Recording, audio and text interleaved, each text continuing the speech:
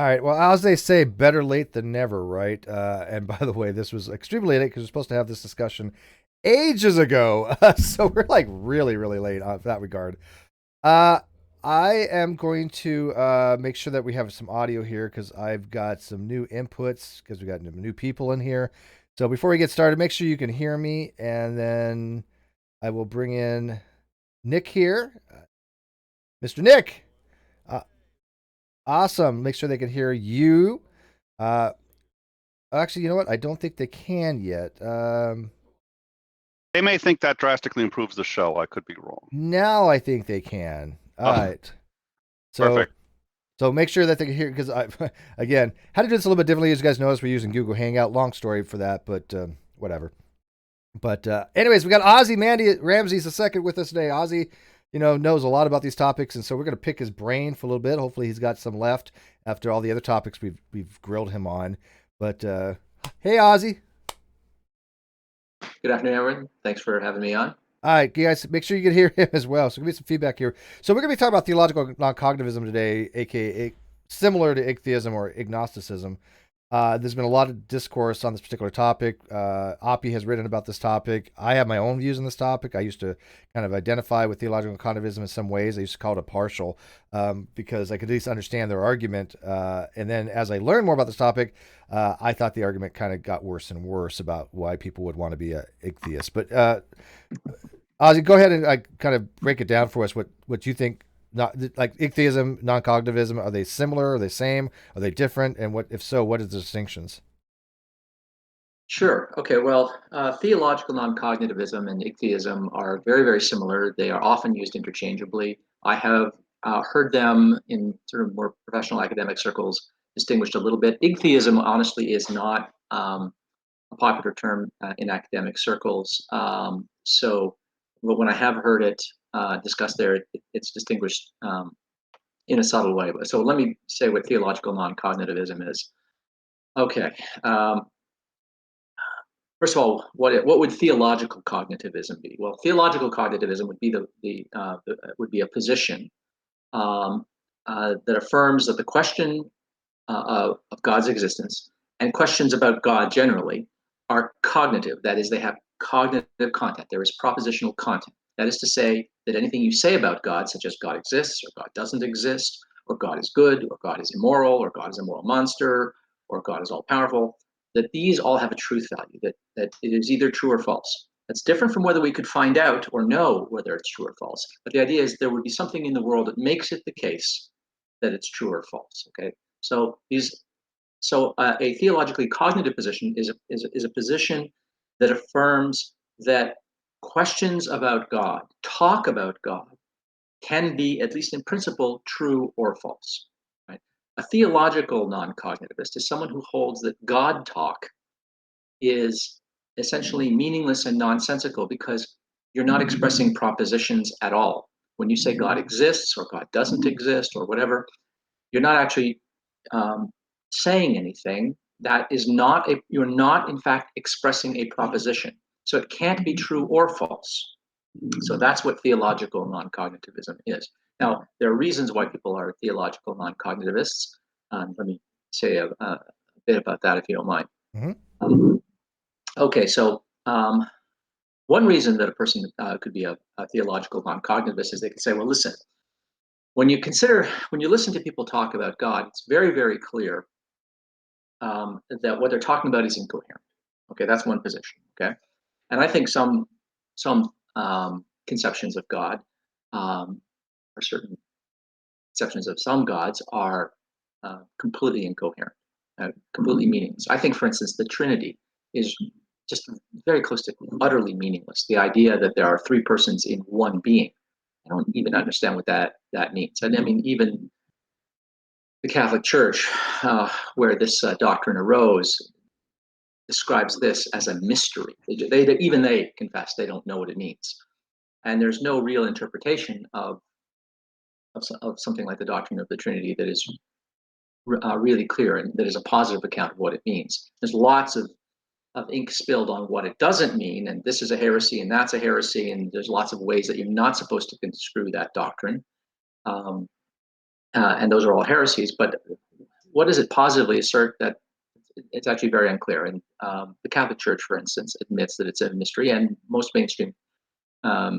strands of Christianity affirm that it's a mystery. Okay, now that God, right, the triune God of Christianity, one could affirm, is non-cognitive. You can't understand it. When you're saying that that God exists, it's like talking about a square circle. Okay,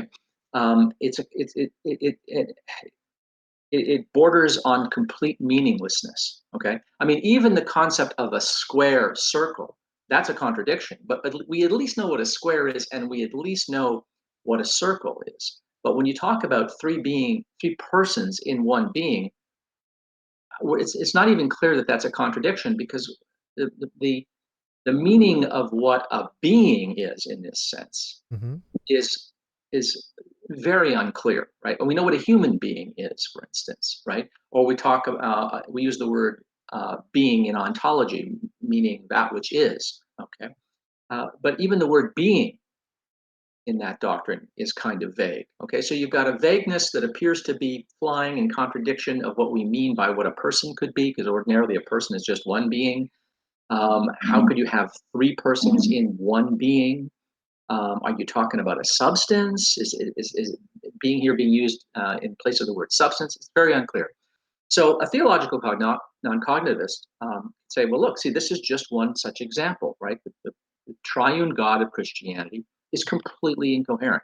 It's completely meaningless gibberish. When they start defining their God, they start talking gibberish. So a theological non-cognitivist is saying, look, you are using words in sentences that sound like you are uttering meaningful propositions that could be true or false, but in fact, you're not.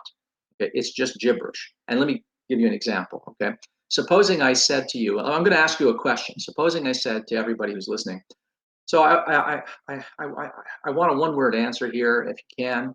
What's the difference between a duck? And you're probably around going, what? What did you drop off in the middle of the sentence? Say that again. What's the difference between a duck? Now, the problem with that is, though, although that is phrased as a question, it is not a proper question. There's something wrong, right? Grammatically, it is a question, okay?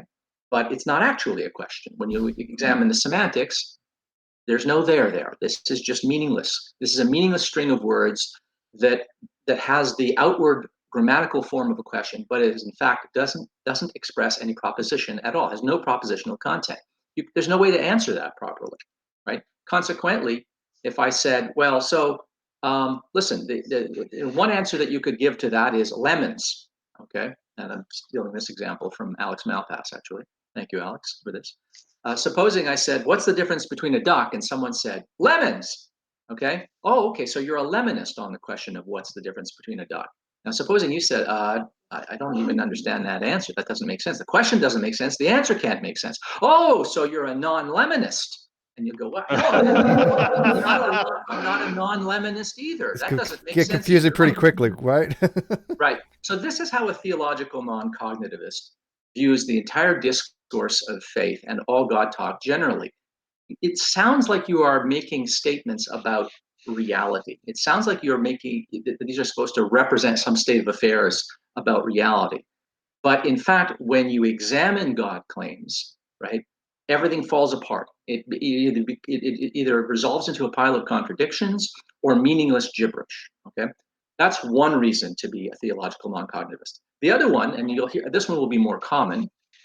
You'll hear this more commonly, and this one is the one that I would associate with Igtheism. This is sort of the Igtheist sub-branch of non-cognitivism, and it's this: when you hear two people talking about God, okay, they end up talking about God, and one of them's a Jew, and one of them's a Muslim, and one of them's a Christian, and one of them's a Mormon, and they start talking, and then you realize, wait a minute, you think God is a triune deity? You think God is all good and all powerful? You don't think that. You think that God has a series of prophets, and Jesus was only one of the prophets, but he wasn't actually the same being as God, and so forth. And then you realize, wait a minute, you're all talking about God. Well, what you all really mean is the creator of the universe, whatever that means.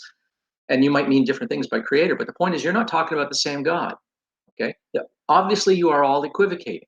So the Igtheist branch of non-cognitivism is that is that view that looks around and says, hey, wait a minute, something's wrong here. You people, you all think you're talking about the same thing, but you're not. You're just engaged in a massive equivocation. And because you're all using the same jargon, right? You use words like God and deity and divine and saintly and holy. Because you're using the same verbiage, you think that you're all talking about the same thing, but you're not. Every one of you, even those of you in the same religion, every one of you is in a parish of one. You are all alone, right?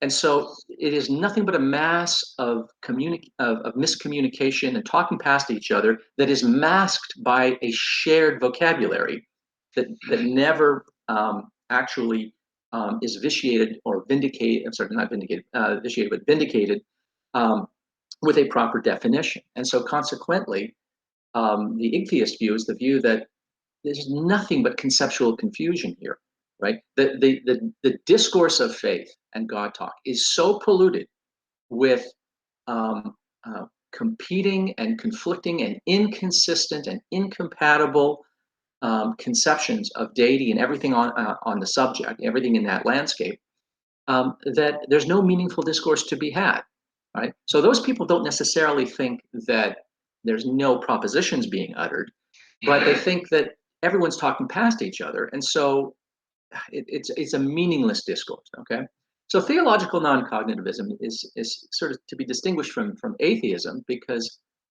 I mean, I'm an atheist, for instance, and what I mean by that is I think there aren't any gods. I have reasons for thinking that there aren't any gods at all. But a theological non-cognitivist looks at me and goes, Ozzy, wait, you think that the proposition God exists is false or probably false? And I'll say, yeah, I think some gods definitely don't exist, and I can't think of any conception of God that is probable. I think they're all so wildly improbable as to make it perverse to affirm that there is a God. And they'll say, okay, so you think that all those propositions are false? And I'll say, yeah. Well, I don't think those are propositions at all, Ozzy. And I'll go, well, I think those are meaningful propositions. And so the difference between me and a theological non-cognitivist is the theological non-cognitivist looks at me and says, you're as out to lunch as those theists. You and the theist have something deep in common. You all believe that this God talk is meaningful, that it's not meaningless prattle. It's not just a bunch of gibberish, right? But that you're actually talking about something that, at least in principle, is coherent and could be true or false. I, as a theological non-cognitivist, the theological non-cognitivist would say, am at odds with the theist and the atheist and the agnostic.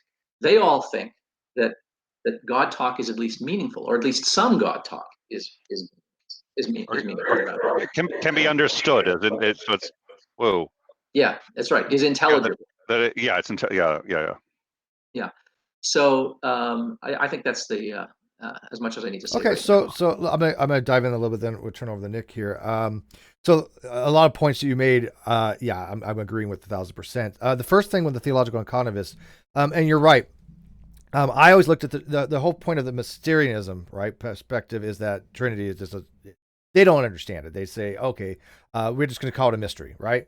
And to me, I think you're right on that. Is that when I identified a theological cognitivism, I understood that it is an incoherent concept to have a Trinity. I mean, if the triune God is the God of Christianity, then I would find that to be a very incoherent concept. I've never accepted Trinity. It never made sense to me. I've always said that it's a nonsensical position, as you said, to like believe in square circles. So I can understand theological cognitivists that accept it just for that type of positing of a God, right? But then you get into like the local God rather than global. And I think that theological cognitivism should be a more of a global position for all gods, because I think you could posit gods that are coherent. But of course, you do have that equivocation issue where, like you said, and I've said this numerous times for years, that no two people, when they're talking about God, are talking about the same being.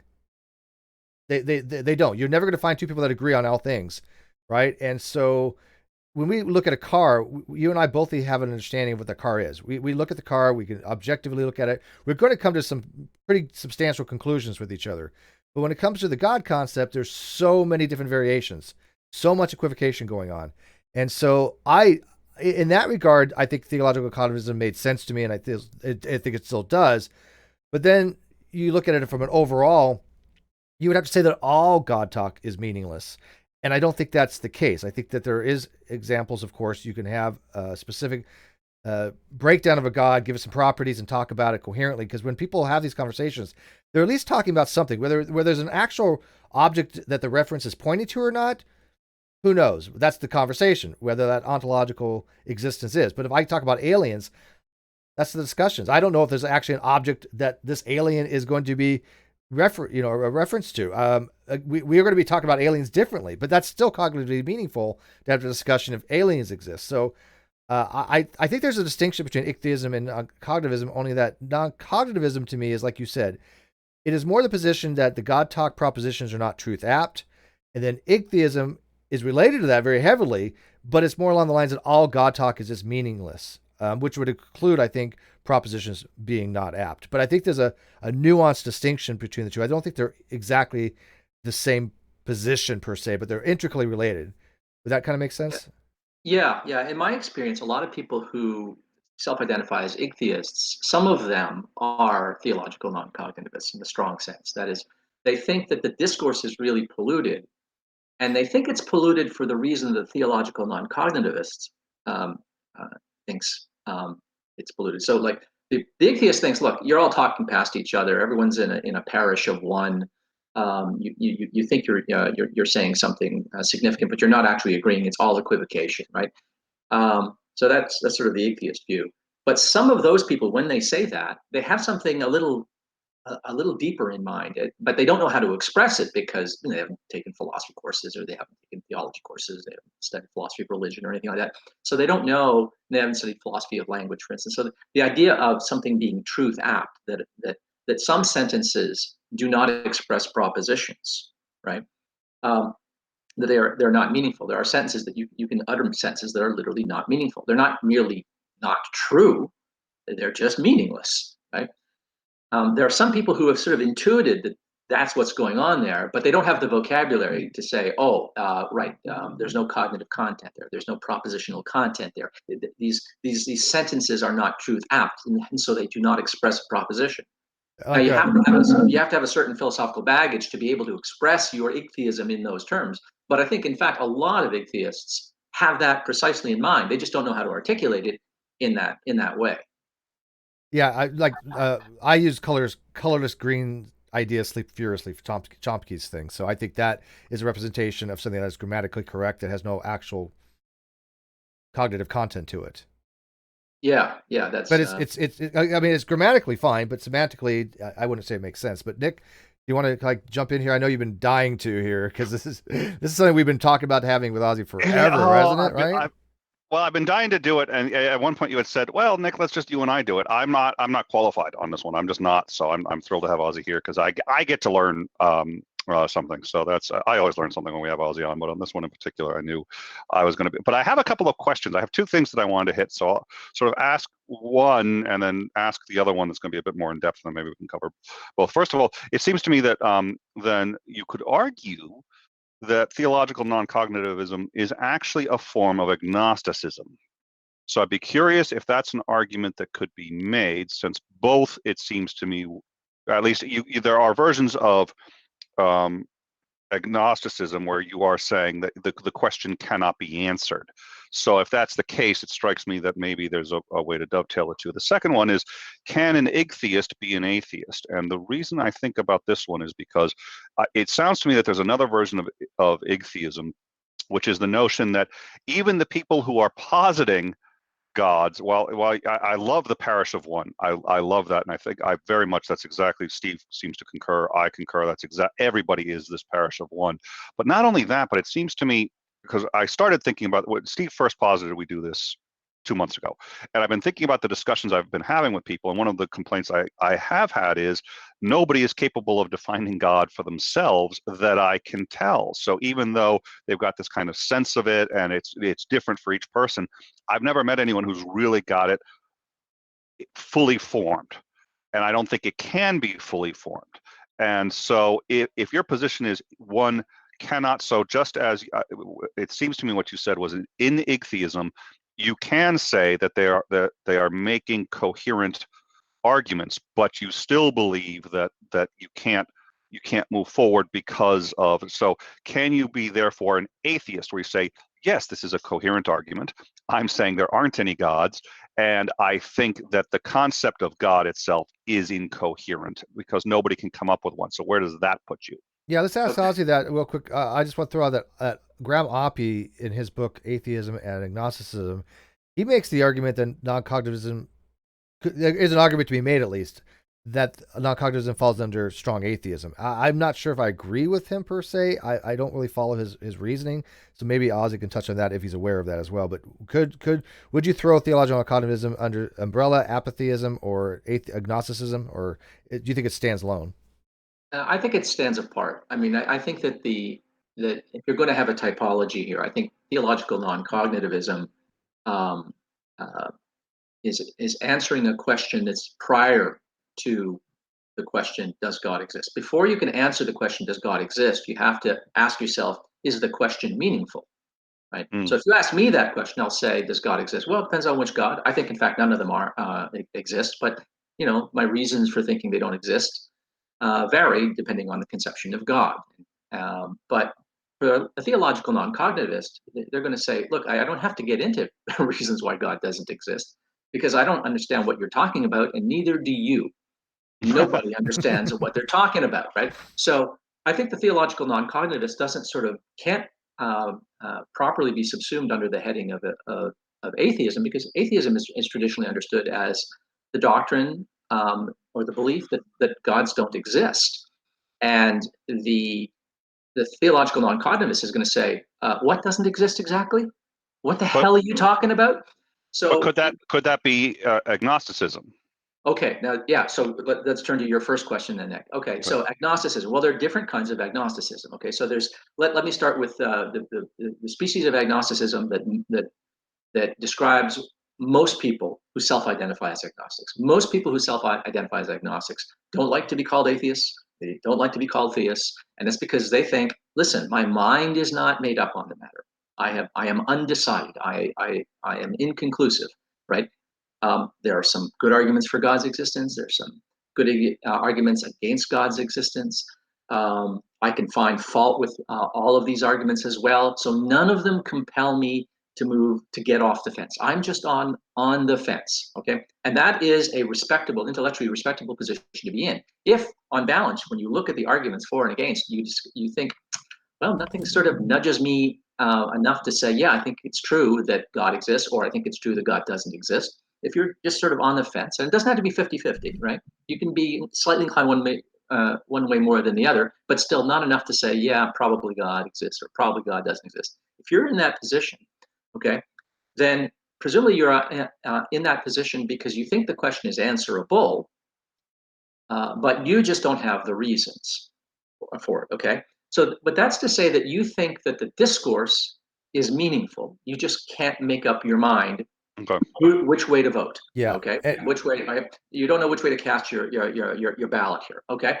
So that is not a species of theological non-cognitivism, okay? But the other version of agnosticism is, so the other version of agnosticism is not the fence sitter variety, and I don't use that term disparagingly, I just use it descriptively. The other species of agnosticism is the Huxleyan position. That's the view that Huxley expressed, at least in some of his moods, that God cannot be known. God, we are never going to be epistemologically in a position to be able to decide if God exists or not. It's going to be beyond a human being's ability to answer that question. So it's not that for the time being, I haven't heard an argument yet. I can't make up my mind. The Huxleyan species of agnosticism is the species of agnosticism that says that the question is unanswerable. It's not that I can't answer it. It's not that I don't know the answer, or that maybe nobody knows the answer. It's that nobody knows the answer, and nobody's going to know the answer. It's unanswerable. But that doesn't mean, but if you're that kind of agnostic, whether or not you fall under Igtheism or theological non-cognitivism, rather, depends on what your reason for thinking that the question is unanswerable. If you think the question is unanswerable because all God talk is meaningless prattle, oh, well then yes, you are that kind of agnostic because you think it's it's meaningless, right? But if you're the kind of agnostic who says, listen, I can't make up my mind on this question, and because nobody can make up their mind, but the question is coherent, it's just we're never going to be in a position to be able, epistemologically, to affirm, rationally speaking, one way or the other. So and it's not a question of whether you can know that a God exists or not. It's just a question of whether you will ever have any rational reason to affirm that a God exists or to affirm that a God doesn't exist. So an agnostic is someone says that, look, rationally speaking, we have no grounds for affirming it one way or the other. Now, if you're the kind of agnostic who thinks the question is unanswerable in principle by anyone, and you think that the reason for its unanswerability is that the discourse is meaningless, then you are a Huxleyan agnostic for the reason of being a theological, by reason of being a theological. Yeah, I could see that line of reasoning. I wouldn't obviously with what's called a soft agnostic or zero data or temporal. There's different names for it, but I could see your reasoning on that. The only thing I would have a little pushback would be if you're saying you're a theological cognitivist, the argument would then be made there's just nothing to weigh upon, even about a knowledge claim. Even to say, I don't even know what I would even know if I could even know that I couldn't know. It couldn't be. I mean, that'd be like a Pyrrhonian skeptic kind of thing. You wouldn't even know what you can't know. And so, in that regard, I still wouldn't put agnostic, even hard or Huxleyan, under theological noncognitivism. But it depends on how you want to word it, I think. No, I agree with that. So the position that I was just articulating there is a position that I wouldn't endorse. I think that the theological non-cognitivist position is actually a very strong claim. Yeah. Right. It's not a claim about what we can know. It's not an epistemological limit. It's a semantic claim. It just says, look, as a matter of fact, this discourse is nonsense. We don't know what we're talking about. We don't understand what we're saying. This is just meaningless prattle. It's like asking, what's the difference between a duck? It just sounds like we're making meaningful propositions here, but there's no propositional content here. There's no there. There's no subject matter. It's not that we're talking about things that don't exist. It's not like talking about unicorns. The concept of a unicorn is a concept that refers to something that doesn't exist. But the concept of a unicorn is coherent, right? It's a horse-like animal that has a horn, it's white, and there's a lot of lore associated with it and so forth. And only a virgin can ride a unicorn and so forth. And they're kind of magical beings and, stuff like that. So there's all kinds of things, right? Like Santa Claus, right? That don't exist, okay? But the theological non-cognitivist claim is not merely that these claims are false, but that they're completely meaningless, right? Even a unicorn is a meaningful concept. But for the theological non-cognitivist, God talk is just meaningless. And so I think a clear-thinking and a consistent theological non-cognitivist would say you can't even be an agnostic of the Huxleyan variety, because really when you're a theological non-cognitivist, you're not getting as far as asking, does God exist? You can't even get as far as asking that question. It's the question isn't undecidable for want of evidence or want of reasons. It's undecidable for want of a subject matter, right? We don't know what we're talking about. We just think we're talking about something because we happen to all be using the same vocabulary. But that is just an illusion. That's just a bewitchment by language. Same word with completely different concepts. Before I turn it back over to Nick real quick, I want to make a point. A lot of atheists, for some reason, think that when they say, "Well, I don't believe God exists," they made a decision, and in some ways they have. But the thing is, when we're talking about making a decision, we're talking about a decision on the ontological question of God existing, whether that be true or that be false, whether he does it. You're weighing in on if you believe he's true, that he does exist, or you believe that he does not exist. And for like what Ozzy calls lacktheist, somebody who just says, I don't hold a belief. They haven't really weighed in on that. What they've done is basically in a way abstained from, and they just say, I don't have a position on that because I don't hold it true, I don't hold it false. But in their mind's eye, and I see this a lot, they think they've made a position on with respect to the claim, to the proposition, and they really haven't. They haven't really weighed in on it. What they basically said is, I'm going to recuse myself and say I don't believe. Now they haven't really suspended judgment fully, I think, because people that suspend judgment. You don't know what they do. They can say, I don't believe. But you don't know if they're an atheist and they don't believe. You don't know if they're agnostic and they don't believe. It's vague. But they think they have made a decision by saying, well, they decided they don't believe in God. But that's not really deciding on the proposition, which if God exists, then the decision is you believe that he does or you believe that he doesn't. That's the decision that the agnostic says, I don't weigh in on. Is it right, Nick? Would you agree? Yes, I would. Likewise. So I would, and that's why actually it depends. I mean, I like the lack theism for a number of reasons. It cuts through some difficulties. But if somebody challenges me on it, I always say, no, you got a point. And I did a debate a while back, and the guy thought it hit me with it. He's like, well, really, you're holding much closer to the agnostic view. I was like, yeah, you want to call me an agnostic? I'm cool with that. So I was like, whoa, okay. But I mean, you know, I don't care so much about the labels. I care about what the actual beliefs are. I am curious. So there was the other question. So if your view is that the concept itself of God is incoherent, because everybody's got their own concept and nobody's actually able to formulate a concept that can be agreed upon in any way, could you be a non-cognitivist? So we talked about could you be a non-cognitivist and a agnostic, and I think we answered that really well. I really like that answer. So then the next question is, could you be an igtheist and an atheist? Real quick, you aren't you labeled as an anti-theist though?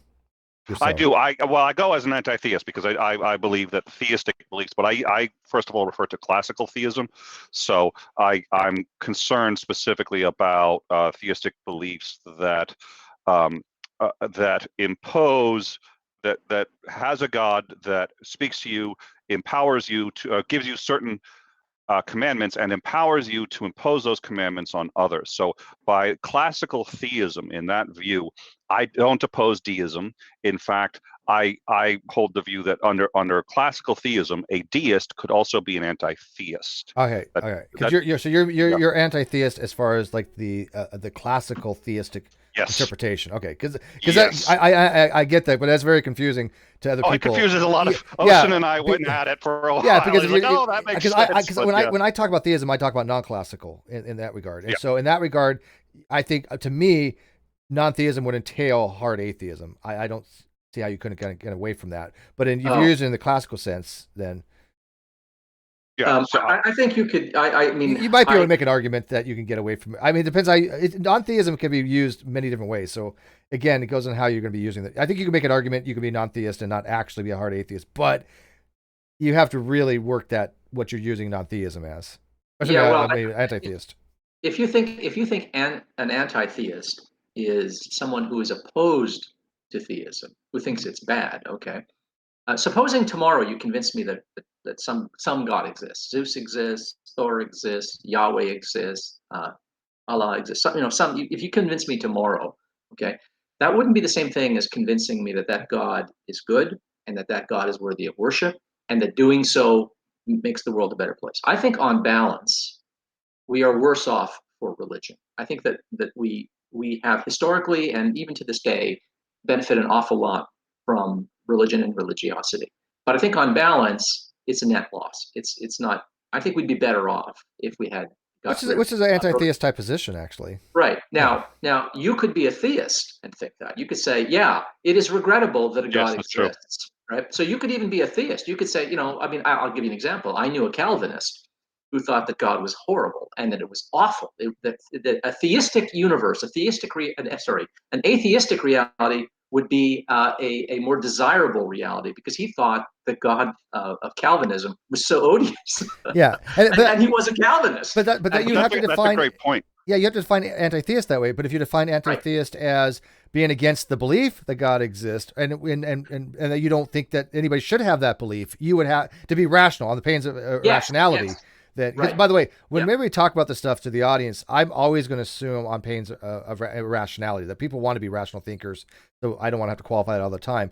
But I think that in that particular case, if I say I'm an anti-theist, I think the belief is, you should even have the belief because, it's just whatever reason you want to say that people should not have the belief, and you held that belief, that's a performance contradiction. So I think that there is some kind of entailment there if you want to be rational. But again, that word anti-theist is so different between different people, and I think that has to be kind of clarified. That's why I like when Nick says, I'm an anti-theist in the classical sense. Boom, I understand what he means by that. and he could, Yeah. he Well, could still be agnostic. I really like what Ozzy just said, though, which is, of course, you could be a theist and an anti-theist at Sure. the same time. Sure. But the reason I like using it this way, too, is one of the things I talk about. I find it actually offensive when atheists or anti-theists attack deists and say, well, your beliefs are irrational, therefore you should. We all have irrational beliefs, and I don't think it's really up to anybody to attack other people's irrational beliefs. What it is incumbent on all moral agents to do, in my view, is when somebody uses what is ostensibly an irrational belief, an irrational thought, including there's a man in the sky who has commanded me to tell you how to live your life, and they try to impose those beliefs on others. That's the line, and the classical theism allows you to draw the line there. So where I can say, look, a lot of atheists attack deists, and I'm sitting there going, you realize the deists in most cases are on the same side. Most deists I've met hate theism. They hate because they get destroyed. They get wiped out by Christianity, and Christianity is the theistic religion, really, by classical theism. That's where it all started from.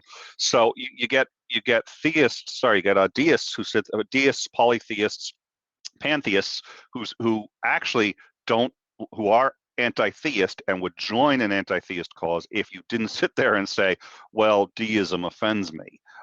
Stay away from that. What should offend people is people thinking that they're empowered to tell you what to do because of God or anything. That's the problem. That's the point you have to get Can I give an example and see what Ozzy thinks of it? So when Ozzy says something like, well, you could be a theist and anti-theist, a lot of people, the hairs on the back of the neck kind of stand up kind of thing, because people are so invested in words. They're so invested in oh, well, you can't have that. It's anti. But let me give an example and see if this works for Ozzy. If you have anti-theism as a subset of theism here, but the same thing, you can have an anti-hero who's still a hero. They are a hero, but they're a type of hero that's an anti-hero because they're not a villain. They're not, some bad dude. They're just an anti. They're out of the ordinary type hero. They're not what you could expect to have, like the Superman kind of thing. So you can have an anti-hero who's still a hero. So I would think by the same token, you can have an anti-theist who's still a theist. Would that work as an argument? Yeah, I'd have to think about that analogy. I like when I make Ozzy think. It doesn't happen often. Yeah, I don't know if he's half the time though. I don't know if he's thinking, God, that's stupid. Let me think how I should. No. I have to sort of work out in my own mind what my own thoughts are on what an anti-hero is. An anti-hero is usually some guy who's like not exactly a good moral character. Usually heroes people have that Captain America, but an anti-hero. I'm trying to think of Marvel. Somebody in my audience could give me a Marvel anti-hero. Yeah. Let me give another Harley Quinn, or Deadeye. Those guys. Yeah. This is gonna sound like the hero anti-hero. It's not quite, but it's sort of almost like the mob, what is it? Suicide Squad, Scarface, or what's it, Don Corleone, the idea that they were actually against organized crime. They didn't like organized crime, but they had to do it and they had to be good at it because that's the life they were living. And they kept sitting there saying, I'm against it. I want to be out of it. But right now, this is where I am. And I still think that that's a bit ways away from it, but you can have somebody who is part of the process, part of the system, understands the system and is actively engaged in it, but is also opposed to it. Yeah, I would say somebody said Deadpool, Deadeye, Harley Quinn, the Suicide Squad. That all kind of would put in the anti kind of hero stuff. Yeah. Sort of for me, the Punisher. What comes to mind? The Watchmen. Yeah, a lot of Watchmen characters. Some of the Watchmen characters. Certainly V for Vendetta. That character strikes me as an anti-hero. But I can't answer your question, Steve. I need to think more about. Take your time. Yeah. You see, I agree, Steve. When he's thinking, I get a little worried, so that's why I let you do most of the talking. When he's on. It's not often. Yeah. It's not often. No, but I'm not going to be able to answer this in the next 5 minutes. I need to think more about this analogy. That's why I like these discussions. If I can make you ponder something and get back to me, I'm cool with that. Because eventually I want to get into the. I mentioned to you before about the Frey Gage. Right, yeah. So I wanted to touch on that when we can, but go ahead, Nick. Have you got something to add on this? Oh no. I think I'm still working on the duck problem. It's like, well, you had man, I'm gonna be. You had wait, hang on, Nick. You had said something. You had I thought you had a question, and I'm worried that I left it. don't know. Yeah, well, can you be an igtheist and an atheist? Can you be an ichthyist? Oh, yes, that's right. That's Okay, right. Sorry about that. I knew there was that. Yeah, I knew there was a thread. Glad you got that back on the table. Okay, so can you be an atheist and an atheist? Yeah, I mean, I think that a lot of people decide that there isn't a God because they think they believe in an idea of a default position, and they think that unless there's a reason to think something does exist, that's a reason to think that it doesn't. And so, unless there's a reason to think that something does exist, that's a reason for thinking by default that it doesn't exist, right? And if they think that the discourse is polluted and no two people are talking about the same thing and their concepts are completely incoherent, or even if they're not incoherent, but they're just um, um, so so fraught with conceptual confusions and equivocation that there cannot that there for that reason are not going to be any good arguments in favor of the existence of God. Then they think, well, then by default, it's safe to assume that there aren't good gods. I think Oppie kind of, I think if he kind of goes that route. I think it's really hard to follow his reasoning on why he thinks that there's an argument to be made that atheist would be strong atheist. But then again, pushback. It's weird to say you're an atheist says all God talk is meaningless, but I'm going to weigh in on the proposition anyways and say there's none. Yeah, see that's what's weird, right? Like, I mean, we hear this term apatheism, which is not a position on whether or not a God exists. It's an attitude about the discourse itself, right? An apatheist is someone who says, "Look, if there's a God or not, I don't give a damn." Yeah, I found apatheism only because I do care if there's a God or not, but we're not going to resolve it in these talks. So I'm just apatheistic toward these discussions because I don't think it really matters much if God exists or not. We're not going to know by talking in these discussions. So yeah, well, I mean, Stephen Hoyt, for instance, is someone who self-identifies as a theist, but he's also an apatheist because he doesn't think that it matters. We can't but he's a show theist it. who doesn't believe gods exist. Yeah, I know, he's kind of weird. I know. I adore Stephen Hoyt, but I don't understand half the stuff he says. And I don't know if it's just my limitation or his. Yeah, I confess to being somewhat mystified by some of his positions in connection with this, but I have heard him say, at least on some occasions, that he is a theist. I've heard him self-identify as a theist, but then in the next breath he'll also say, and I don't think it's a contradiction, to say, yeah, but it doesn't matter, right? Now, it seems to me he's espousing both theism and apatheism, and that's because apatheism is apathy about theism. Right? Yeah, it says, listen, and yeah, it's an attitude. It says, like, look at whether or not there's a God doesn't matter, right?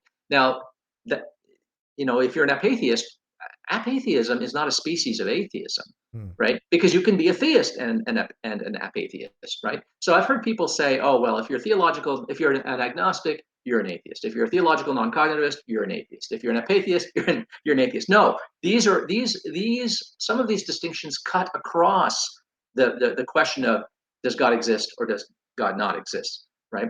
The agnostic is actually addressing the question of God's existence. They've just not come down on one side or the other, but they are at least concerned with the question and whether or not it's true or false. They grant that there's some propositional content there that is meaningful, right?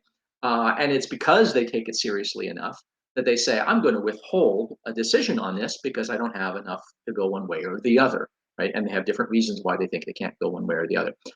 A theological non-cognitivist, by contrast, is someone who says that discourse is meaningless.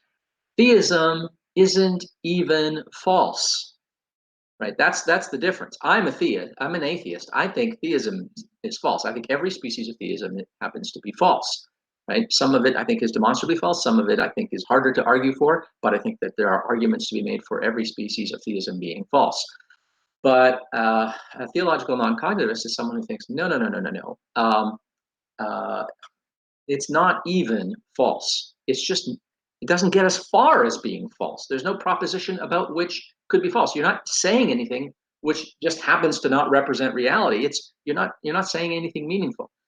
Now, an apatheist is someone who could even be a theist, but like Stephen Hoyt thinks it doesn't matter whether or not God exists or not. He thinks God exists, but if God doesn't exist, whether or not God exists is not something that's going to make any difference. And a belief in God or not can make a difference, but God's existence, right, ontologically speaking, Mm-hmm. the existence of God itself isn't going to make a difference. Belief in God, I think he thinks that belief in God can make a difference, but God's existence is irrelevant in the equation. So he is a theist and an apatheist. So apatheism isn't a species of atheism either, right? So we've got to be careful. Like I Yeah, know that somebody had there's asked a you. tendency to make atheism a big tent and include everybody, but you got to make sure that you're including people who actually have a position that is relevantly similar to your own. When they have a position that they would say, and I think your position is idiocy, right? I mean, I've talked to some theological non-cognitivists who think I'm an imbecile, and they think I'm an imbecile because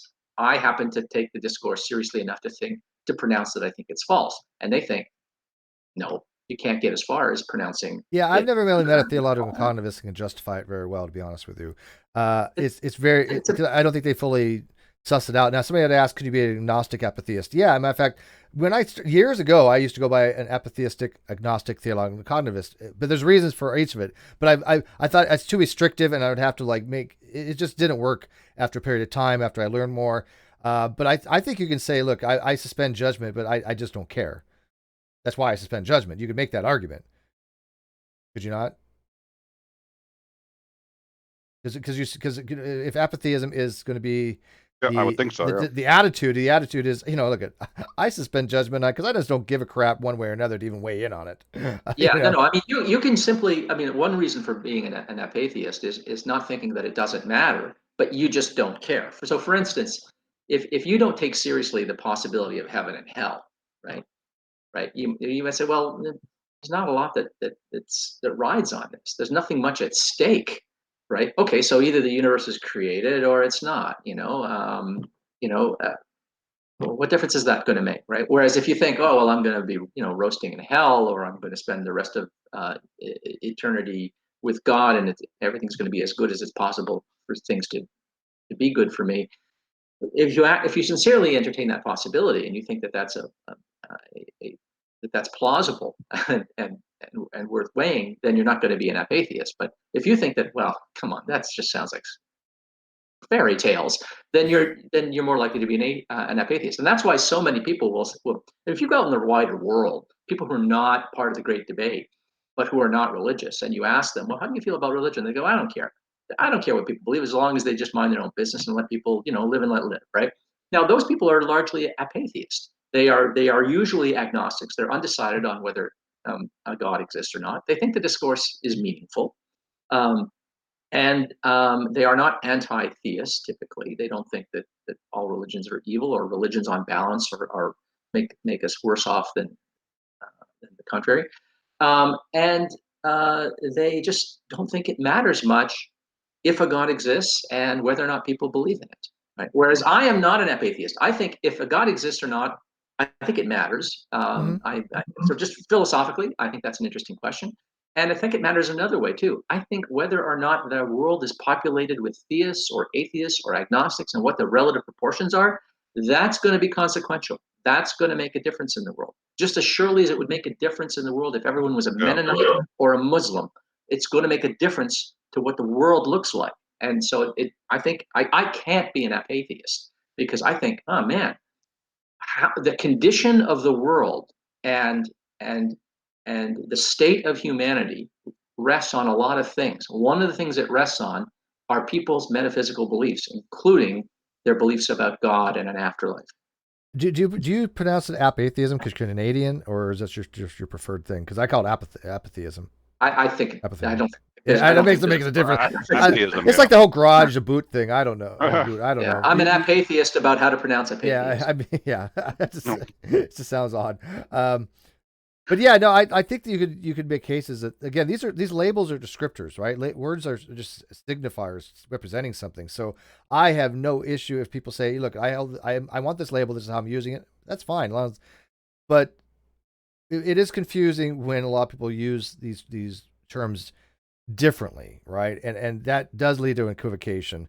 And this is why when it comes to like the theological cognitivism, I think that it makes sense just to keep it as somebody who doesn't hold the God talk propositions to be capable of being true or false. And that kind of it narrows it down, because Again, I could have a million different labels. When I used to, like I said, used to be apatheistic, agnostic, theological cognitivist, and I thought I was trying to be more precise, and I get why I have my reasons. But as I learned more, I tried to actually refine that and just realize, you know what, just agnostic. It's simpler, and it actually, boom, people know. Anybody who knows a philosophy, when I say I'm agnostic, they're going to know what I'm referring to. I don't have to make any kind of really specific things on it. They're not going to jump to the conclusion I'm a Huxley agnostic, probably. Maybe some of them might, but for the most part, when you say agnostic in philosophy, people are going to know, hey, you know what, you just haven't made your mind up on the question. That's it. I think that's pretty normative. Nick, you got anything? Yeah, I was agreeing with you, and then yeah, my mic kind was, of went. Yeah, I noticed. Yeah. So I will confess. Yeah, my kids are home from school, so snow day, and the wife is home, so she made some turnovers, and I was just like, okay, I'm gonna eat some. One of my girls tried to sneak into the office and steal it. I was like, Yeah, I don't care that I'm live. I heard you got I'm some gonna snow. close the. Sweet heathen told me she was doing some shoveling today, and I was like, "So you're burying more bodies?" She's like, "No, snow. I guess it's snowing up there." So between she's the not that far from holiday, you. No, she's not. Between the Thanksgiving holiday and now 2 snow days, girls have been home with nothing to do for a week. They're a little stir crazy.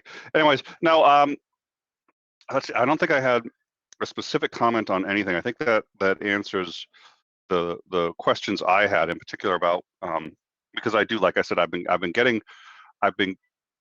the more I think about it, the more I think that nobody has a coherent idea of what God is. And one of the problems is too the assumption that seems to be, and there are exceptions. You know, if you're, a lot of the polytheists have gods that are much more approachable. But if you're talking about the Abrahamic God, one of the problems is the assumption is that he is a billion times smarter than we are. I mean, just by orders of magnitude. So I don't see how you could make any claims as to whether or not that God is moral, whether or not that God, any claims about anything regarding that deity, in my mind, would be absolutely meaningless. Now, that doesn't mean that I would reject I would deny that one could say he exists or he doesn't exist. But again, since if there were any such deity, I can't fathom that any of us would have any. Everything about it just seems utter nonsense to me. That, you know, something that's. So if you have a god like an awesome god or something along the lines of, you know, you have these omni traits. Okay, there's probably an argument to be made there. Yeah, a logical problem, evil. That god particularly could not exist. I still think it's coherent, but it probably can't exist logically. But if I said, "Hey, Nick, I'm going to posit a deity that is just the prime mover, that's just the first cause, that is something that is very, very powerful, if not infinitely powerful, that can cause the universe to be created," and we have a discussion on that. I think that's actually a way to have a discussion about a deity, right? So I think that when people say, "Oh, God talk is meaningless," I've just given you some cognitive meaning to something because I'm defining it in a way that we can have actual conversation. Did the universe get created? If it did, here's a being that did it. Now, the attributes of that being, who knows, right? I mean, the only thing you would have to ascribe to it is that it has agency and the ability to do so. But see, even with a prime mover, so here's the universe appears to be infinite, and that's not necessarily in size, but certainly in complexity. You know, there's sort of an infinite regress of how complex this thing is, and I suspect we live in a multiverse. It's been my experience nature doesn't do anything once, so the idea that there's only one universe would be quite silly in my mind. So let's assume that there's a multiverse, that there's other universes out there, so on and so forth. The reality is, the universe is so complex, the cosmos is so complex, we're incapable of understanding it in its entirety. We can understand small pieces of it at any given time, but in its entirety, well beyond us. Now, one thing is we have a need to understand things in terms of causality. That's important.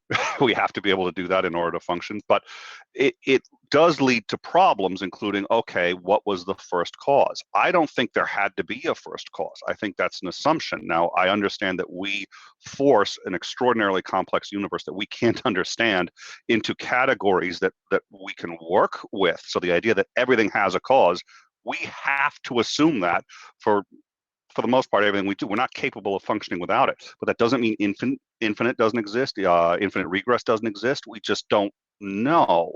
So as soon as you say, okay, there was a prime mover, you're assuming that there had to be a cause, and I don't know why that's the case. I understand why we like that, but okay, well, let's bring it to Ozzy then, because I think that kind of goes into the argument from contingency in some ways, that there's pretty much, I can only think of really three things that could be happening. One, you do have this long, by the way, assuming principle of sufficient reason, which I don't really adhere to, but let's assume that we have the principle of sufficient reason in the strong case. That one, you can have infinite regression of causality. Okay, perfectly logical. Hard to wrap your head around, but logical. Yeah. Two, you just have a brute contingency, something that just is the reason that we're never going to know, but something that it doesn't satisfy PSR. It just exists, and everything causality comes from that, from other contingent things. And the third would be some kind of metaphysical necessity that must exist in all possible worlds. And a theist is going to say, look, the most likely of the three, because the first two do not satisfy PSR, the third one does, metaphysical necessity. We're going to call that God. And then you get into, well, even if you posit God, does it still satisfy PSR? Because is God beholden to create this world specifically? Or did he just arbitrarily create it? Either way, I don't think it satisfies PSR. So I don't think the argument from contingency points to a God, but it isn't like a horrible argument. It doesn't just fall apart. It just doesn't really get you anywhere. But I think that's what you're saying is that, you don't want, it's hard to believe in infinite regress, and I think you're going to take a brute fact. Is that your position? I think I would probably, it's either brute fact or infinite regress, because anything else that you add to that, I'm comfortable with either. It's beyond my ability to say which it is. I usually take it as a brute fact. I do too. That's pretty much foundationalism in a nutshell. Yeah. But Ozzy, what do you think? Yeah, so there's a number of sort of metaphysical possibilities here, or rather logical possibilities, what I'm trying to say here. So an infinite causal regress is not the same thing as an infinite logical regress. So an infinite logical regress, that doesn't make sense. It's incoherent, right? An infinite logical regress is when you posit an explanation, but the explanation itself beggars the same question, and the answer to that question is the same thing again. And then, okay, so you're not actually answering the question. For instance, if you wanted to know psychologically, how is vision possible? How am I able to see out my eyeballs? How does that work? Oh, well, there's a little man, a homunculus, in my head, looking out my eyeballs, and he sees, and he tells the rest of my brain what I'm seeing. Okay, but wait a minute, you haven't answered the question of what is vision? How is vision possible?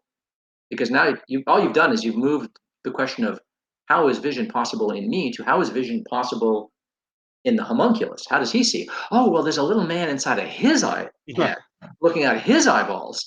Oh, I see. Now, that's an infinite logical regress. You are never, in fact, answering the question, how is vision possible, in a way that could terminate, right? Mm-hmm.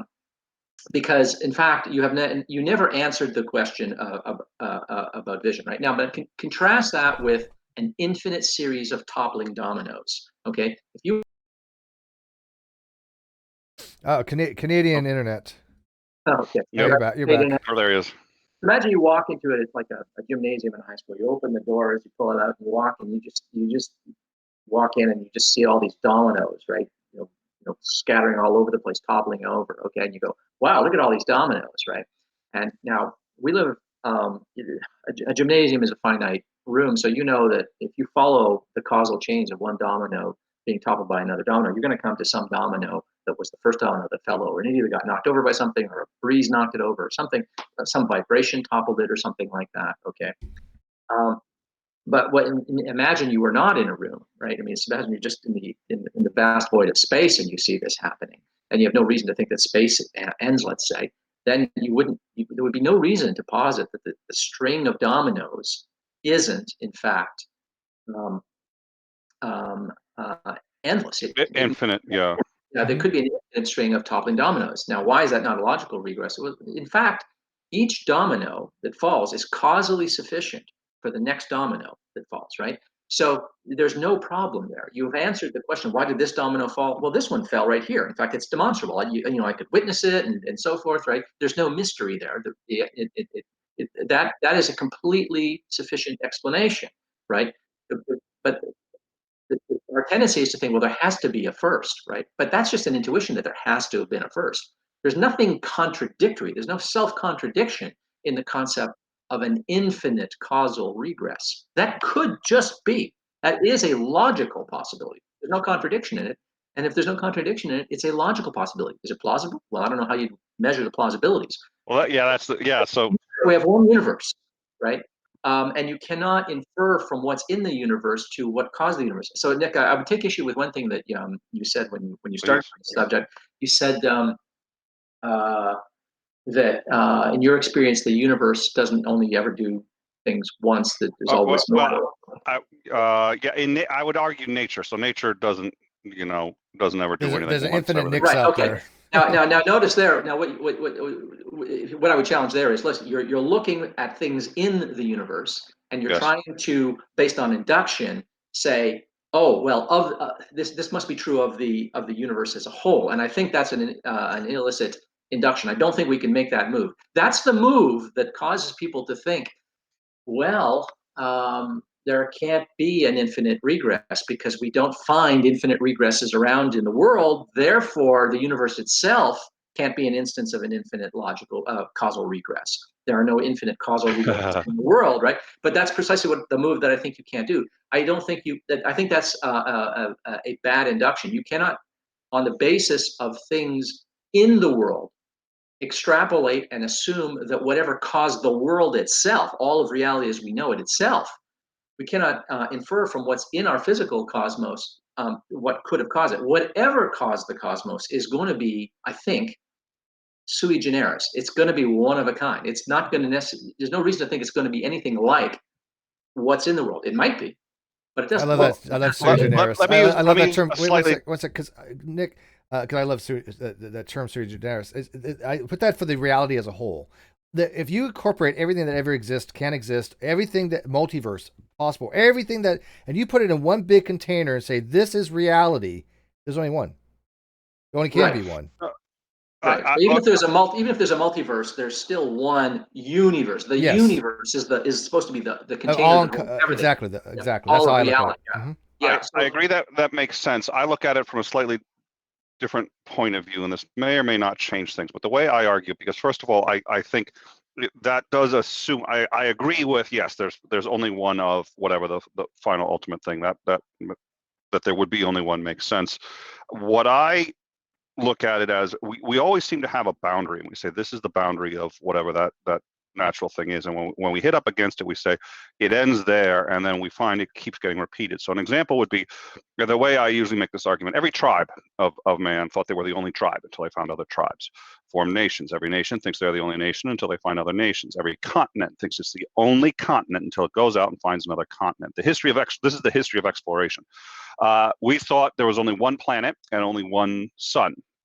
No, turns out every star is in fact a sun, and there are more planets in our solar system. But ours is the only solar system in the entire galaxy. No, there are other solar systems in the galaxy, but ours is the only galaxy. Nope, ours isn't the only galaxy. And so now is the opinion that ours is the only universe. And so it seems to me that is a failed line of reasoning, that every single time we hit across a boundary, we can't see past that boundary. We say, this is it.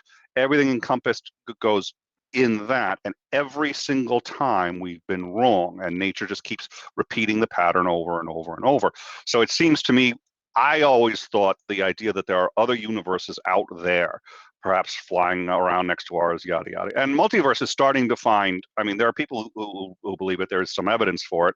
In my mind, it's always been intuitive, because that's been the nature of discovery thus far. Every time we think we found something that's unique about us and where we are, we've been dead wrong.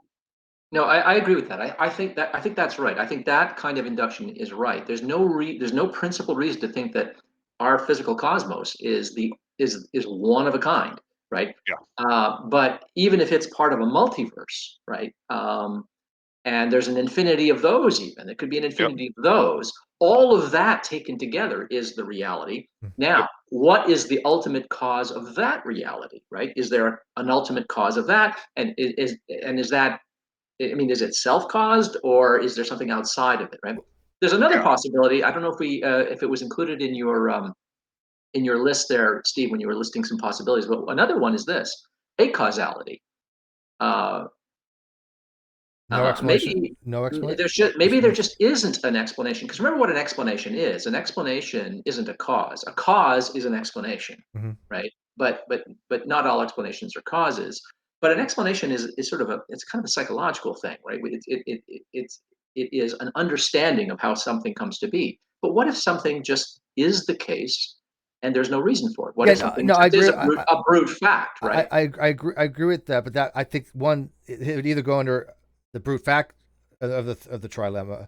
Okay. Or, yeah, or worst case, then you would say, well, we're looking at things that could possibly try to satisfy PSR, and just by saying it's acausal, that clearly doesn't. I mean, right off the bat. But I think that the argument I would make is because if you have an acausal explanation for something, then you're just assuming there's a brute fact, and brute fact by definition are not something we can know about. Right. Yeah. They're justifiable. Well, they're not. They're not justifiable. Right. They're not. They are not themselves. They are not self-explanatory. Yeah. A brute fact is by definition unexplainable. That just is the case, and there's no further reason. There's no further reason behind it. Like for just instance, when people posit a God, and you say, "Well, wait a minute, you're saying God created the universe, but well, why did he create the universe?" Well, they can give a reason for that. Well, he had these motives and intentions, and he had these desires, and say, "Okay, right." So you're appealing to a kind of God has a kind of psychology that's operative, and he has a will, and he exerted his will, and he brought the world into existence. Okay, but why did he create the world this way? Well, that's part of his nature. That's his nature. Okay, well, wait, why does he have the nature that he has? Right, and that he just has his nature. Well, everything just has the nature that it has. So exactly. So now you're grounding out in a brute fact. It's just that your brute fact is not a physical fact. It's this metaphysical fact. It's this supernatural fact that is anchored in lore and fable and ancient myths, in my view. And I don't think there's much to argue in favor of that. It strikes me as fantastical and fabulous and smacks of human invention. So I'm not inclined to think that. But so I would just sort of use Occam's razor and say, if you're going to posit a brute fact, the physical reality, whether it's a single universe or our universe is part of a multiverse, maybe the multiverse is the brute fact. Or maybe people are there's a giving cause up behind that. But whatever it is, I think everything has to terminate in a brute fact. But doesn't, yeah, no, and I hold a foundationalism for that reason, but it's a lesser of the three evils kind of thing. But couldn't somebody have a pushback? Well, if you're just going to say it's a brute fact, aren't you kind of giving up and saying that, there is no explanation, you can't find one? So, I mean, if you insist, what the brute fact is, then you've got a burden of justification there. You need to explain why you think that. Absolutely. Fact. But all I'm saying is, look, brute fact or infinite causal regress, either one of those possibilities, are coherent, intelligible, logical possibilities. I don't have any way of adjudicating between either one. I think that there's a bit of parsimony, in favor of the brute fact hypothesis. Mm-hmm. So if I had to put my money down, I would go on it. There's some brute fact that explains it all. But what that brute fact is, then you go, what is it? I'm just agnostic is about what it is. Yeah, exactly. Yeah. But I mean, it could just as easily be an infinite causal regress, because there's no evidence in the world that you can export to whatever the ultimate explanation of everything is, that's going to be a legitimate induction. But you can see why people call that a cop-out. I mean, I can see that, but I don't think it is. But I can see the point was, you're just saying it just is. Well, that's because it just is. That's what it can. It sounds weird, but if there's an infinite causal regress, that just is. And if there's a brute fact, that just is. And if it's God, then that's the brute fact, and that just is. Everything is going to be just is eventually at some point. That's right. The idea is this: explanation has to end. Whether or not we can apprehend the ultimate explanation, it might be simply beyond our understanding. It probably is. I would be astonished if our little chimp brains are capable of apprehending the ultimate metaphysical explanations of everything. That would be a miracle. The universe didn't owe it to itself to evolve brains that are capable of doing this. And if there's a God, he didn't owe it to us to create brains capable of understanding that either. So it doesn't matter which way you go, whether you're a theist or an atheist on this one. There's simply no reason to be confident that the ultimate explanation is one that a human mind could understand. That's my position. Yeah. I believe that there's always, no matter what, no matter how much we evolve, there's always going to be something so far outside of our epistemic limit of knowledge that it'd be like a fish in a bowl trying to understand a galaxy. It's just we're just forever cut Yeah. off because of biology, and we always Yeah. will be because of biological constraints. That's Could I There's that's why I view it. there's could a I joke. oh, sorry. Please. Sorry. No, please. You go. Okay, I just want to touch on one thing. Somebody asked in the live chat, what does burden of proof have to do with this? How does burden of proof come into this in connection with theological non-cognitivism? Just to dial back to that for a moment. Theological non-cognitivism is actually a very strong claim in my view.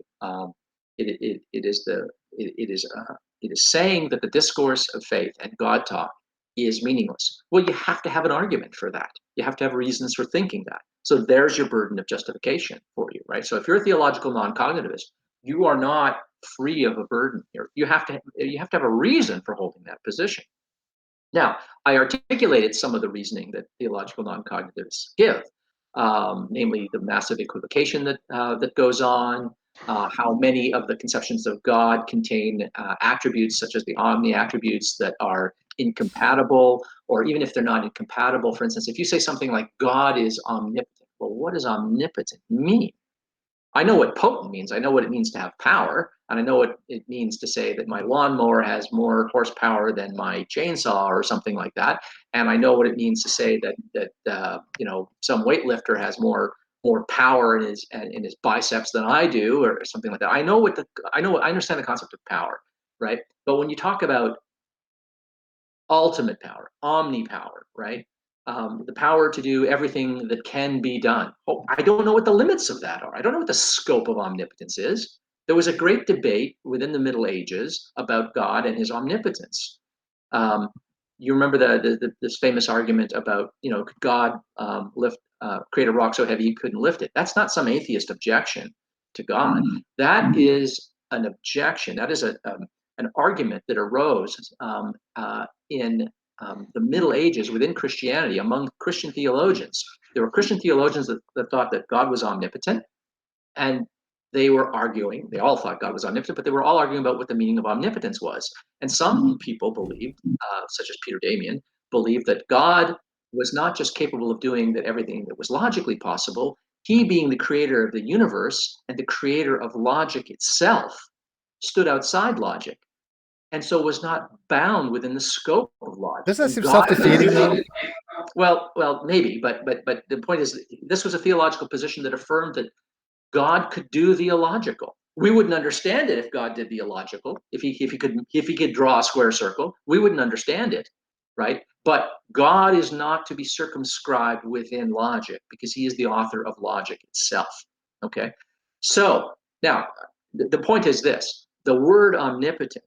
Okay, what falls within the scope of that is open. We don't. That's not a word that comes with a tidy meaning. There are theologians who thought, no, nowadays most theologians think that no, God can't do the impossible, right? But some theologians have maintained, yeah, God can do the impossible because he's that omnipotent, right? It wouldn't be omnipotent if he could only do what's possible. He can do the impossible too. God is not capable of all possibilia. He's capable of impossibilia.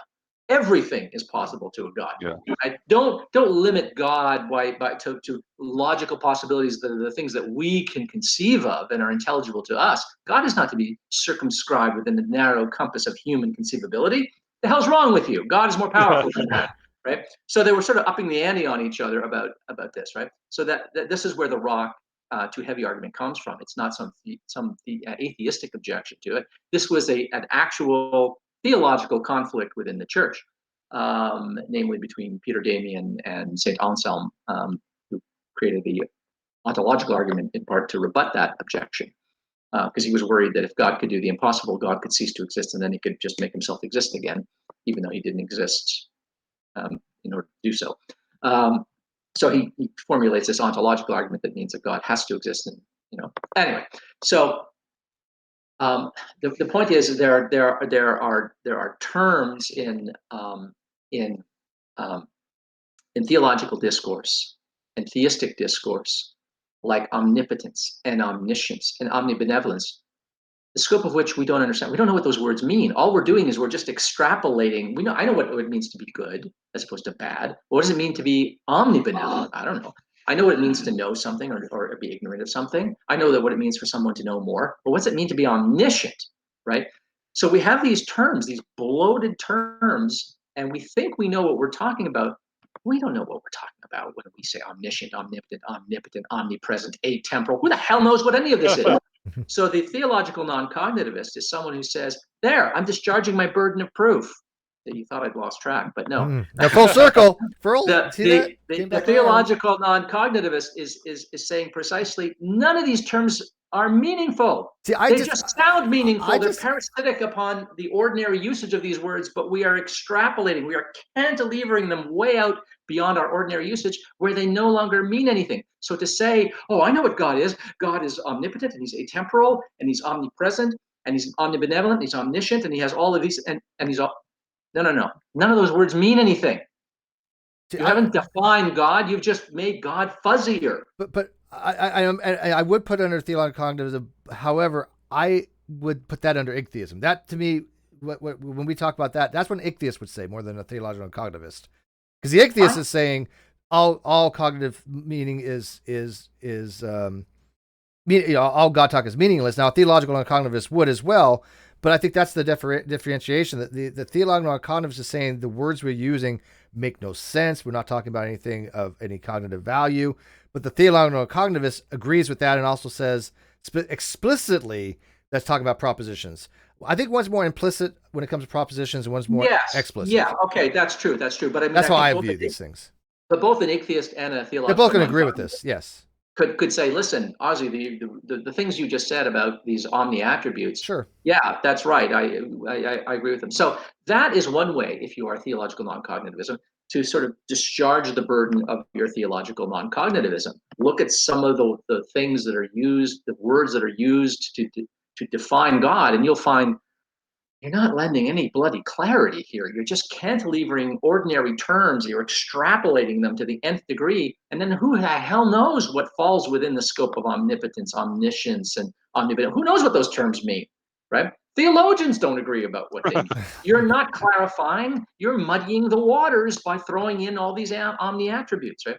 So I think there is a burden of justification if you're a theological non-cognitivist, and it is one that most theological non-cognitivists who know anything about it are capable and willing to discharge. You don't have to run around saying, oh, it's all just muddy, and I'm not going to say where it's muddy and how it's muddy or anything like that. I'm just going to leave it to you to argue for God. No, you don't have to burden shift. If you're a theological non-cognitivist, there is a way to discharge that burden. Now, I think the reason I'm not a theological non-cognitivist is I think that there are some conceptions of God that are coherent. I think it is charitable to say of a Christian, for instance, look, you do have a coherent conception of God there. You've just larded your God with a bunch of omni attributes and this triune conception and stuff like that. But listen, go back to that Jewish concept, sort of the core concept of God as a creator, a being with a will and a mind, who's concerned with human affairs and acts in history. That God, that's a coherent conception of God. This other stuff, yeah, that's crazy. That's a reason to think. I mean, that God definitely don't exist. That's meaningless, full of contradictions. That's what I would say, right? So that's why I'm an atheist with respect to Christianity, right? But in a more charitable mood, I can say, look, if you're willing to sort of unfreight all of this semantic confusion and just get that off of your God concept, then you will have a coherent conception of God, and that's a conception of God we're talking about, right? The same thing is true, I think, of deism.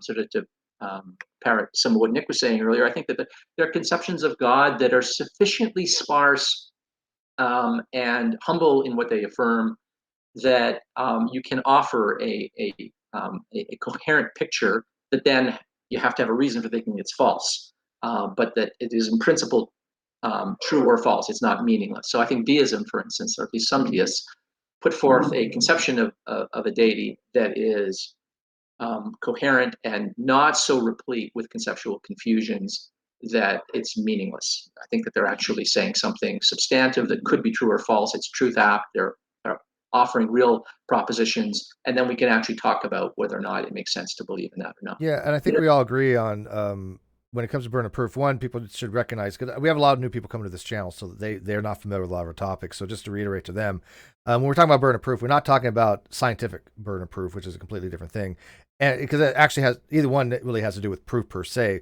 The burden of proof we're talking about is called an epistemic burden of proof or burden of justification, as to are you justified rationally to hold a particular belief. It's not necessarily even owed to somebody else unless you're trying to persuade them or something along those lines. But if I have a belief, I say, hey, look, I believe God exists. To me, I need to rationally justify that in my head. And the way you do that is by your burden of proof to yourself about what are the reasons why I hold the particular belief. And you self-internalize these things. I think a lot of us do it, subconsciously, but we do have reasons when we think about it, when we make it a conscious thought. Well, why is it that I do hold this reason? Why do I think Ozzy exists? Well, yeah, I take it for granted that he does half the time, but I mean, there's something in my subconscious constantly going, yeah, well, I'm talking to somebody who does exist. I believe that he exists. If I have to verbalize it, I could give reasons why I believe that he exists. That's what we're talking about when we're talking about the burden of proof here. And even somebody who withholds judgment, even if somebody just says, look, I don't believe God exists, or I have no position on either way, which again would mean you don't believe God exists. They need a reason for that position, right? It's not that they have to prove you don't believe God exists, because that's who cares. If Ozzy tells me he doesn't believe God exists, I'm gonna take him at his face value. He has nothing. He's not owed to me to show me he doesn't believe God exists. That's not what we mean by it. He's owed to himself. Why is he withholding affirmation or denial? Why is he can't make up his mind? This is the thing that every agnostic has to deal with. Why is it that they can't make up their mind? Or lack theists. Somebody who just says, I just merely lack a belief in God. They have a burden of justification for that. They have a burden of proof why they are not able to come to a decision on the propositional claim. This is, I think, pretty well established in philosophy as far as I can find, and I haven't really met any philosophers that seem to take umbrage to that, or any epistemologists that take umbrage to that. Yeah, my view is this. Maybe this is a standard view. This is not my view. This is a standard view. Right? If you have a position on some question, it is a condition of rationality that you have a reason for thinking that it's the case. You don't have to prove it like a geometric proof, that is to say, prove that all other positions are false, right, to a certainty or anything like that. But if you think that X is the case, you have to have a reason for thinking that X is the case.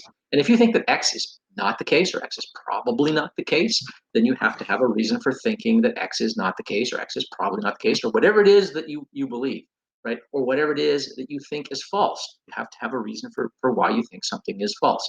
So, in other words, there's no rationality without a rationale. You have to have a reason for believing what it is you believe. You have to have a reason for disbelieving what you believe, right? It doesn't make sense. I mean, if I've never heard of something, you say, hey, Ozzy, what do you think about quatlus? Do they exist? And I go, I don't know what a quatlu is. Obviously, I don't need a reason for believing or disbelieving a quatlu. I don't know what we're talking about. I don't have an attitude of belief or disbelief with respect to a quatlu. I'm innocent of this concept. Then you tell me, well, a quatlu is such and such.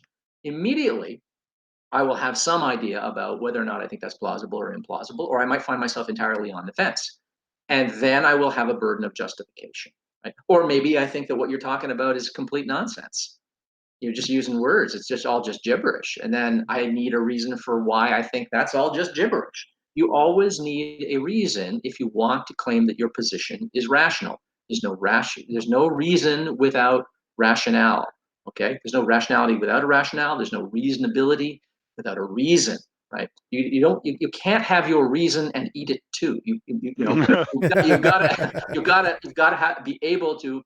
There must be some reason. Now it might be maybe you can't articulate it, right? Probably you have a reason, but you don't. If you haven't thought about it, maybe you can't articulate it, right? So maybe you can't beat people up just because they cannot, on the spur of the moment, when you confront them with an idea and they go, I don't think that's true, and you go, why not? And they go, I don't know, it just seems false. Well, why? Well, I don't know, it's just something that's fishy. Well, why? But now they have a reason, they just probably can't articulate it. Well, they've been indoctrinated not to. They've been told you don't have to give any burden. Atheists don't have a burden. They've been indoctrinated in that mentality for years, and then other people come along later and go, wait a minute here, that's not how this works here, and they got pushback on it, and I don't think they particularly like that. We'll do the super chat real quick. We got super chat. So the tired Christian used to be the tired atheist, but he's just tired. He picks a position, but he's just tired either way. He said, well said. Great talk again, Steve. Thank you, buddy. So I think what Ozzy is saying, I think this is an important thing, because I think especially anti-theists, including myself on occasion, but certainly people like myself, forget that people aren't used to. I mean, most people have positions that they can justify, just not necessarily on demand, and they're not used to that. And if you sit there and say why, Sure. why, the pressure of having to do it on demand, if they sit and think about it, may be able to come through. But yeah, there's a distinct difference, and it's also, I mean, there are people who, all three of us are used to having to defend just about any position at any time, but that's not the average person. So if you go up to a theist and say, well, prove this, you have to give people some space too. It's not. But I like helping those people out. Look, I know that a lot of people haven't really given a lot of conscious thought to these things. So I'm like, well, let's help you kind of come up with a better justification for your position. I don't mind that at all. I think it's called steel manning in that regard. I think you're helping them steel man their own arguments, because I think that a lot of them do know they have reasons to believe certain things, but they don't know how to formulate it cogently to express that as to meet their burden. Somebody had asked me, and I missed it. They asked, and Ozzy asked you why you don't do more debates with theists and stuff like that. That was the gist of it. I don't know who it was. I lost it, but I want to hear that question about Ozzy too. But actually, before we do that, there was a joke I wanted to say earlier. I think we're way past the topic, but I think this is worth it. Fisherman goes on a boat. He's out in the water. He turns and sees two fish. He turns to the fish and goes, "Hey boys, how's the water?" First fish turns to the second fish and goes, "What's water?" It made sense at the time.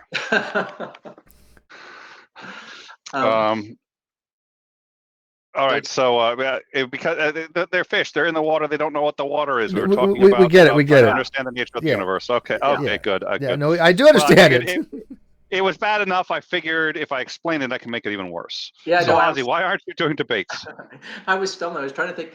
I see what you're getting at with that joke. I see the relevance. I don't know how to articulate how to get it back to. Yeah. Well, articulate it now, Ozzy. Now, give me your justification for. Okay. Yeah, you already did it. Explain the relevance. Okay, so why don't I do more debates? Well, I don't like debates. I'm not. First of all, okay, there's a number of things. I like having discussions with people. I like having conversations with people, whether I disagree with them or agree with them. In this case, we're largely in agreement, but there's been some subtle disagreements here. But I just like having productive conversations with people, and with people that I think are honest agents. They're honest actors. They're not just trying to pwn you and stuff like that. Anyone who's trying to do that, screw them. I'm not interested in doing that. I don't do that to people. I never seek to humiliate or embarrass people. It's not that I don't ever talk shit about people, but I mean, it's not my purpose to humiliate a person in a live discussion or hangout or show or anything like that. So that's just not my thing. Secondly, debating. It's not that I have a problem with adversarial discourse. I've been involved in plenty of those in my time.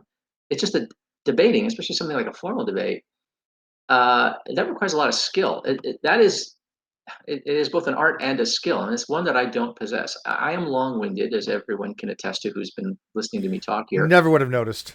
It takes me a long time to articulate my points. Very subtle that he is. Yeah. Thank you. Yeah.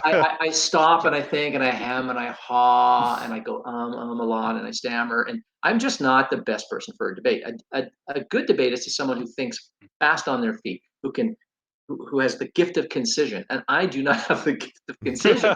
I am verbose and prolix, so that's why I don't do debates. I would suck at them. I would just be terrible at them. So I see my role within the great debate community as someone who can bring some background in philosophy to a subject that is explicitly a philosophical question.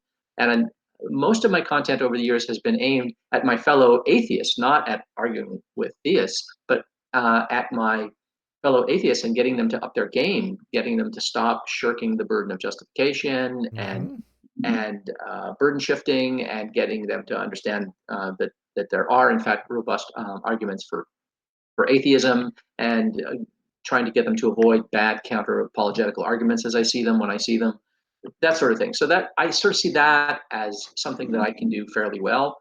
Debating, I would just suck at it. But I have found myself in discussions live and off air arguing with theists. And so, I mean, I'm fine when they happen spontaneously, but I don't seek I'm them out. not a And big fan of the debates much, anyways. Myself, right? I've done them. I mean, I've done one. I did debate on Modern Day Debate not too long ago. It was on this similar topic. By the way, Failed Engineering, $1.50 super chat. Thank you for that. Yeah, I mean, I've known Ozzy a very long time, and so I've seen him have these discussions with theists and atheists multiple times. And I really want to point out what he said before about having discussions with somebody who's an honest agent as opposed to somebody who's not. Now, I'm going to throw this name out there. Ozzy's going to recognize it, and you're going to watch him cringe a little bit. But like, for example, I've seen him have discussions like with Darwin's deity. And and you automatically know that you're not going to have a viable discussion when you're talking to Darwin. It's just not going to happen because he's not an honest agent, right? I mean, in real time, I've seen it happen where, they're having a conversation and somebody asks a really cogent question. And because Darwin doesn't like who it came from, like a genetic thing, fallacy, if Ozzy asks the same question, he won't answer it, right? And it's just bizarre because he gets into a point where I'm going to be such a dishonest agent because I don't want to answer this question.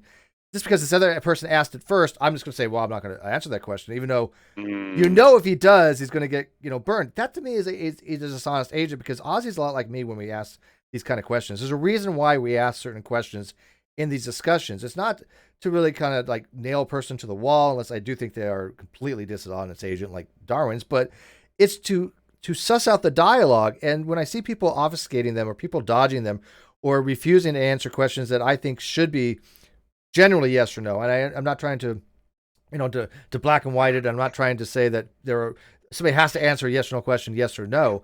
But there are some simple questions that even if they start just hemming and hawing on those very simple questions, you're just wasting your time at that point. If I say, hey, do you believe the sky is blue? What do you mean by blue? I'm done.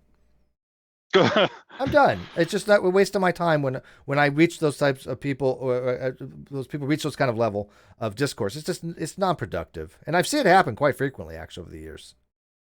I miss debating. I haven't done it in a while.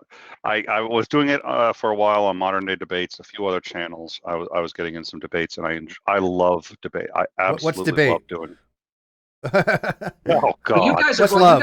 You guys are both good at debating. I mean, Steve, you practically in real time switched a young Earth creationist around. He didn't switch during the debate, but obviously what you did 2 hours afterwards. Yeah, exactly. Penetrate. Really? You realized, yeah. And Nick, I've seen you arguing. Who was it? S.J. Thomas. I thought you completely dismantled what she was saying there. So both of you, I think, are very capable debaters. I am terrible at that. I'm terrible at preparing a debate in advance, and I am not fast on my feet. I don't think fast enough to identify what is sort of the relevant thing that I need to address. I'm not good at making decisions between, do I need to rebut that or should I devote my time to advancing my own case? My instincts in this are not good. This is something that comes with practice, and some people are sort of, I think, innately talented at it. And I don't think you're that great at sophistry and rhetoric. And I think those are, again, I'm not huge fans of them overall, but they are useful tools in the right type of debate setting. And I never see you use sophistry. And I think these things can be used in some ways, especially, rhetoric is just a normal part of discourse. But I think you tend to be a lot more fastidious, and you just want to have the conversations and talk. You're not there to win the discussion or to win the debate. So you don't utilize those tools that much. Well, I think I have a different view of some of this here. And that is that I see the question of the great debate as a war of ideas, and the war of ideas is one mind at a time. Mm-hmm. But you don't have to win the mind that's in front of you. No, it's right? people listening. The person right. It's sort of the broader audience, and very often people come away impressed with a person when they go, well, that guy seemed pretty level-headed and reasonable and willing to concede points and stuff like that. And I think people get hung up on not appearing to have lost the debates. And now, if I were better at debating, if I had those skills, I would do it, because I think that there are gains to be made there. But I play to my strengths. I don't play to my weaknesses, and I know what my shortcomings are. Yeah, but you're thrilled when you have changed.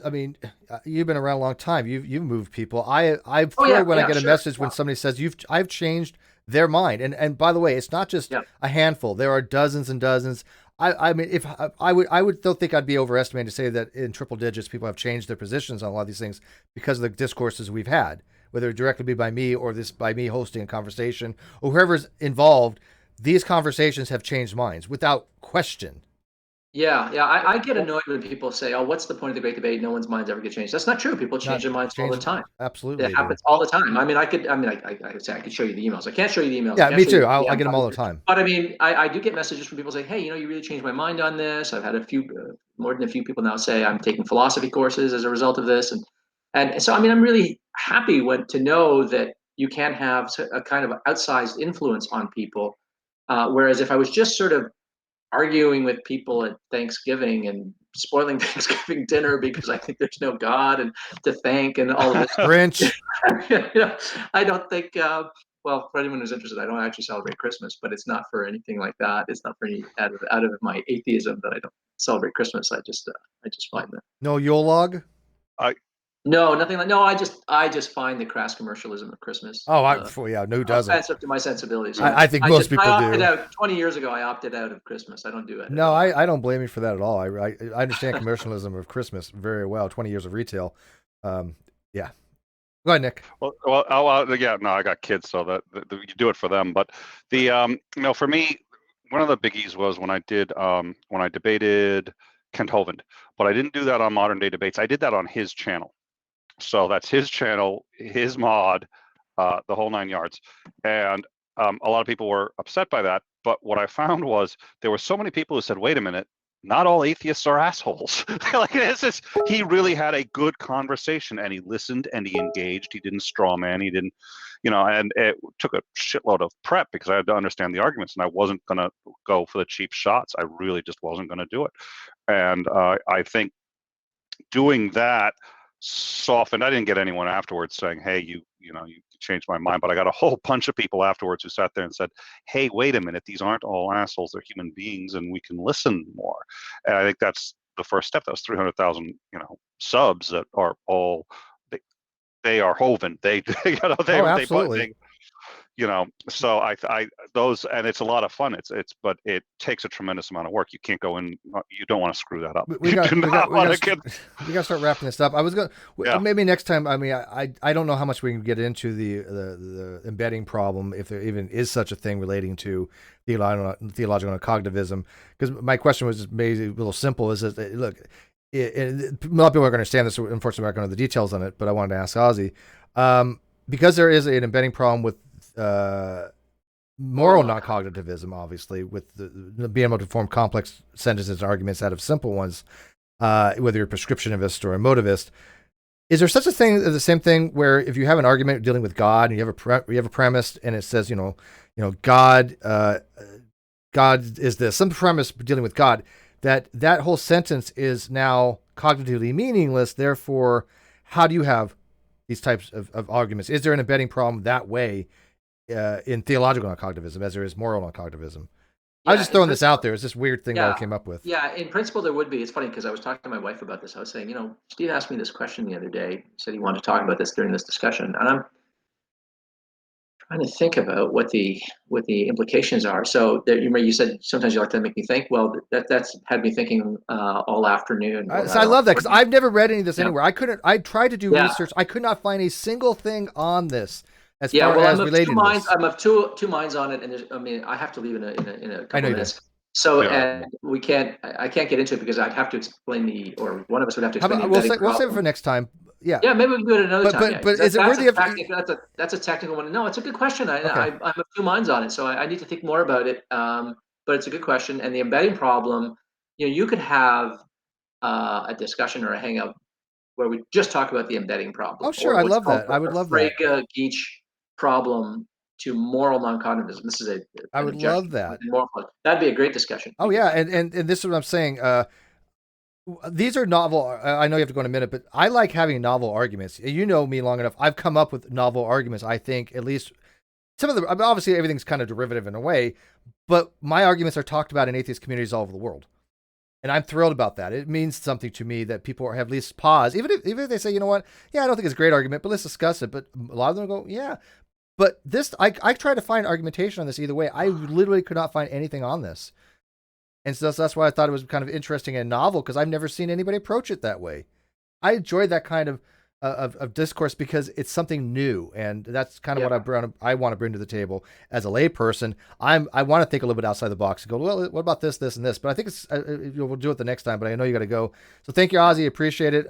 Nick, I always, man, pleasure. Give you the hard thing. Thank you. Right back at you. We've both been so busy. I just Ask a Philosopher has been the cornerstone of. So thank you. All right, guys. He's got to go. We got to go. Thank you very much for watching. Like, subscribe, comment, do all that kind of stuff, and we'll see you later. Cheers.